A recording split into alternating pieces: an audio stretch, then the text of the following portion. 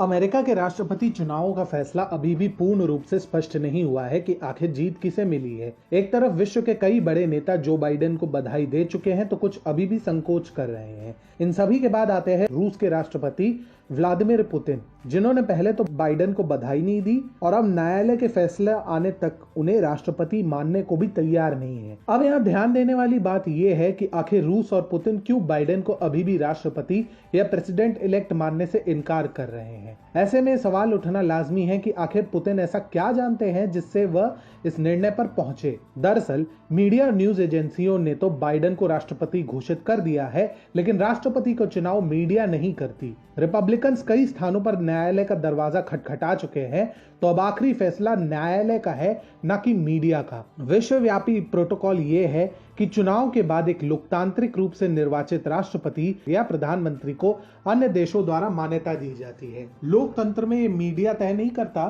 कि देश का अगला राष्ट्रपति कौन होगा। ये विधायिका और स्टेट मशीनरी का काम है कि वह जनाधार को देखते हुए राष्ट्राध्यक्ष तय करे। अगर ये निकाय ऐसा करने में विफल रहते हैं तो न्यायपालिका निर्णय करती है। यही प्रोटोकॉल अमेरिका में भी लागू होगा। इस मुद्दे पर कल रूस के राष्ट्रपति पुतिन ने यह कहा कि हम किसी के साथ भी काम करें जिसमें अमेरिकी लोगों का विश्वास है, लेकिन ये विश्वास केवल एक उम्मीदवार को दिया जाता है जिसकी जीत को विपक्षी दल द्वारा मान्यता दी गई हो या उसके बाद परिणामों को वैध और कानूनी तरीके से घोषित किया गया हो। पुतिन का ये कहना भी जायज है, क्योंकि देखा जाए तो बाइडेन अभी भी अमेरिका के वास्तविक राष्ट्रपति नहीं है और इसका निर्णय अदालत करेगी। वहीं अमेरिकी विपक्षी दल रिपब्लिकन्स कभी भी बाइडेन को राष्ट्रपति के रूप में मान्यता नहीं देंगे, क्योंकि सभी का यही कहना है कि चुनाव में धांधली हुई है। कई रिपोर्ट्स भी आए हैं जिसमें चुनाव के दौरान धांधली का दावा किया गया है। अब राष्ट्रपति चुनाव से संबंधित कई मामले रिपब्लिकन द्वारा अदालत में पेश किए गए हैं, इसलिए न्यायपालिका ये तय करेगी कि अगला राष्ट्रपति कौन होगा। इसलिए जो बाइडेन के लिए इलेक्ट शब्द का प्रयोग तकनीकी रूप से गलत है और शायद इसलिए पुतिन ने स्पष्ट कहा है कि हम जो बाइडेन को राष्ट्रपति नहीं मानते हैं। पिछले रिकॉर्ड को देखते हुए ये कह सकते हैं कि रूस अमेरिकी चुनाव पर बहुत पैनी निगाह रख रहा है, क्योंकि वह अमेरिका के कई प्रतिबंधों को झेल रहा है। अब वह नहीं चाहता कि कोई रूस विरोधी उम्मीदवार अमेरिका का राष्ट्रपति बन जाए और उसके खिलाफ मोर्चा खोल दे।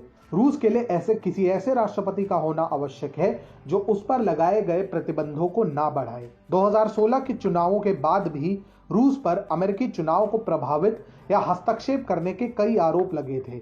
ऐसे में रूसी खुफिया एजेंसी केजीबी और राष्ट्रपति पुतिन निश्चित रूप से कुछ ऐसा जानते हैं जो सार्वजनिक रूप से किसी को नहीं पता है, और इसी कारण उन्होंने बाइडेन को राष्ट्रपति मानने से अभी इनकार कर दिया है।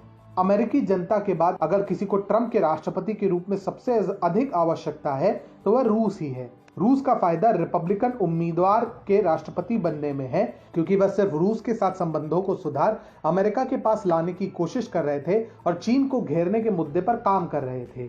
जो बाइडेन को अभी राष्ट्रपति ना मानकर पुतिन ने संदेश दिया है कि अभी कुछ भी हो सकता है।